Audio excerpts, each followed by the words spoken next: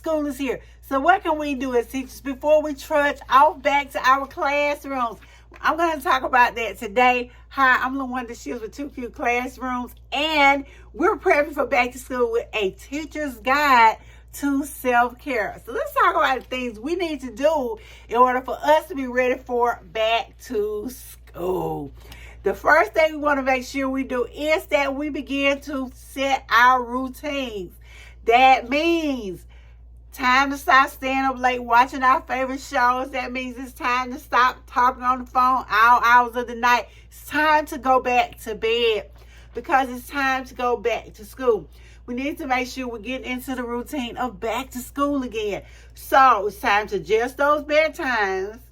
It's time to let go of those little activities that we like to do during the summer months before we head off to school. Another thing that we want to make sure we're doing, we want to make sure that we're getting our exercise routine together, because if you're like me, you get busy when school starts back and maybe you can't exercise as much as you want or do the things that you like to stay physically fit.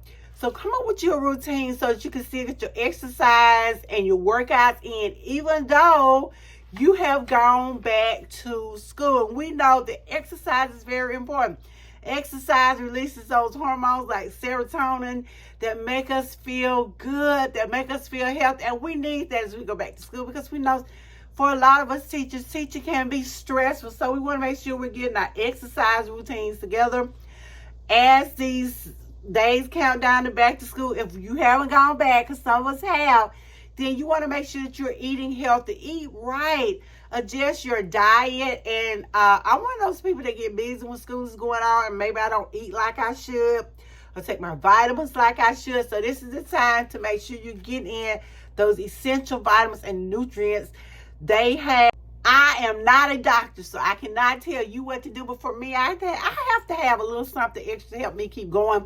So I like 8 greens. I don't know if you can see that good or not, but I do take these sometimes, mix them in with water and different drinks to take. I try mixing them in my smoothies, but I don't quite like the taste of them in my smoothies. Now for my smoothies, I like to use Happy Viking. I love the pina colada flavor, but the last time I got some vanilla. It's good. So whatever you need to do to help you get going, to make sure that you're getting your right nutrition in before back to school starts and even after back to school. Also, we know, as I said earlier, we need to go to bed. So go to bed, get your sleep.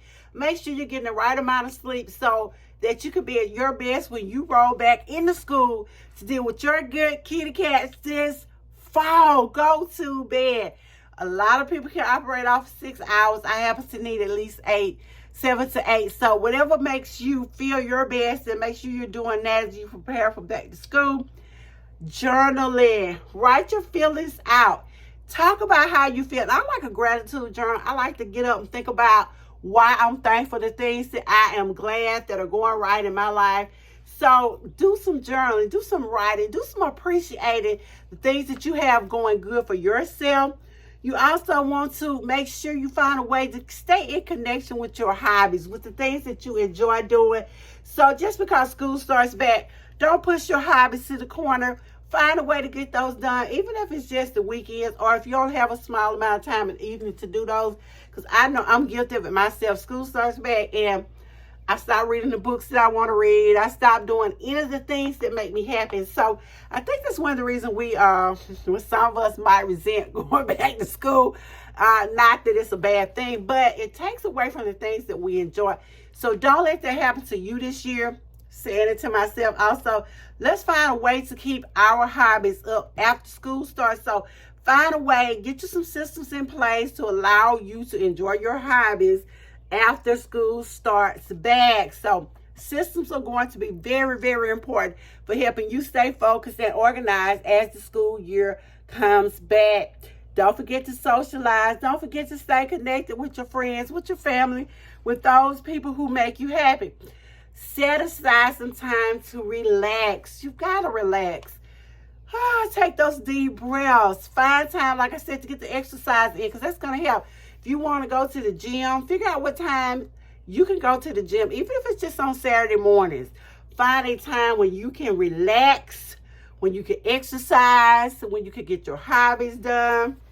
Figure out how you're going to reduce that stress and anxiety, because let's be honest, teaching can be stressful, especially if you're teaching those subject areas and you have to deal with state tests and you have to deal with all those different mandates that are being handed down.